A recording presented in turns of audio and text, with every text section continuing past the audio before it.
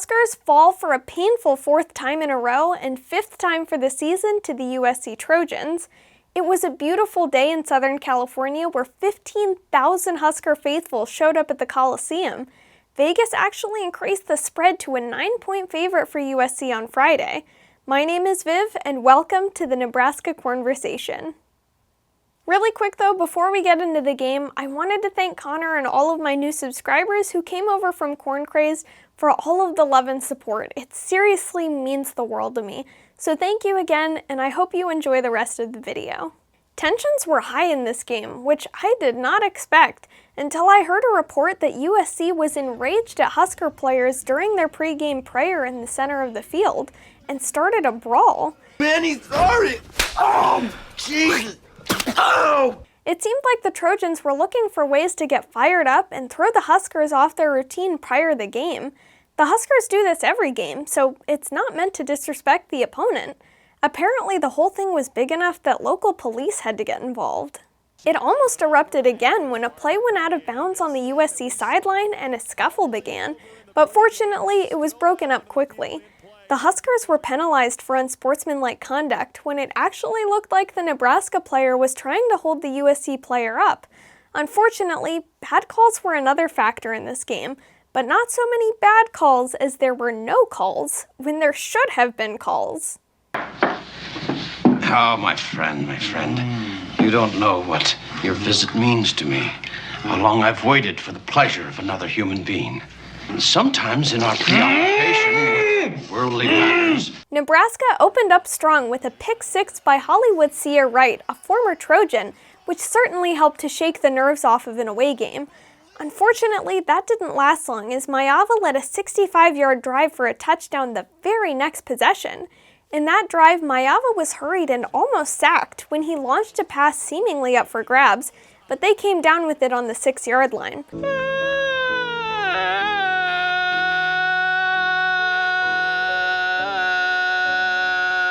A 29-yard gain and a first and goal. Very nearly an interception by Hartzog, but instead a huge gain and a touchdown on the next play. But really quick, before I continue, if you like this video, be sure to click the like button and subscribe to the channel. The Husker defense had a really hard time with Trojan running back Woody Marks. I'm not sure they've seen a back this year with his speed and ability.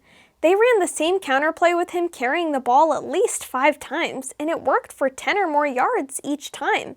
He honestly made our defense look sluggish and gassed.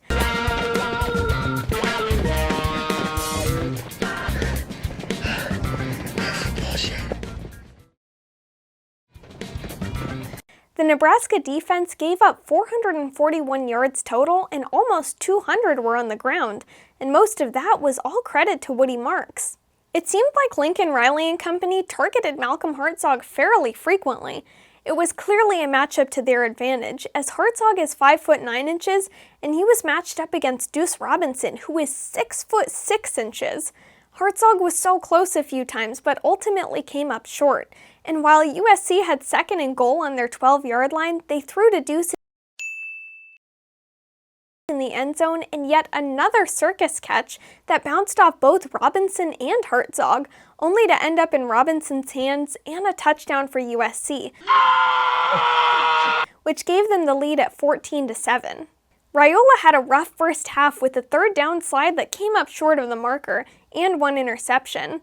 On the upside, he went 12 of 18 for 104 yards and a touchdown pass to Emmett Johnson. Johnson led the Huskers in receiving with 35 yards on 3 catches and 25 yards on 4 carries in the first half. The game was tied at 14 apiece going into halftime, and as a Husker fan, you had to be happy with the score because it didn't feel like we were playing the best game. The Huskers opened the second half with a drive that focused on the running game and ended in a John Holt 29-yard field goal to give the Huskers a 17-14 lead. But the Trojans answered right back with a 48-yard pass from Maiyava to Robinson and the lead to 21-17. Later, Ty Robinson stepped up and forced Maiyava to fumble, which then led to another field goal, this time for 30 yards to make it a 1-point game with the Trojans leading 21-20. Later in the fourth, the Blackshirts forced a 4th down inside the red zone, so the Trojans had to try a field goal. The ball was snapped and Sear Wright stepped up for the second time and blocked the field goal. Awesome. Yes! I am back! Later, USC led a 13-play drive to score another touchdown, a 2-yard run by Maiyava to take the lead 28-20. The Huskers took over with 2 minutes and 45 seconds left in the fourth quarter. Raiola led a drive down their 38-yard line with 11 seconds left. Then Dillon hits Jalen Lloyd for a gain of 24 yards with 5 seconds left. The Huskers are then backed up to the 19 due to a penalty still with 5 seconds on the clock. Dillon targets Banks in the end zone where he's clearly interfered with. It's outrageous, egregious, preposterous. Just one of the many no calls Banks was a victim of. No question, it was bad officiating on that play, but we would have needed a whole lot to happen. If interference was called, we would still have to score from the 2-yard line, we would need to successfully get the 2-point conversion to tie, then we would have to win in overtime. Yes, we deserved a chance at all that, but it was a tall order. All in all, the Huskers played a fairly good game. The defense had its moments, and you would think with a pick six, a forced fumble, and a blocked field goal, we would come away with a win. But somehow we end up losing our 9th chance at a bowl berth in 2 seasons. Husker fans are taking this one pretty hard. The case? Hit me again? Excuse me, could you just pour me a full glass? I'll pay for it, okay? What are you doing? I told you I need a drink, so I'm gonna help myself, okay, pal? What do you think? Go the fuck.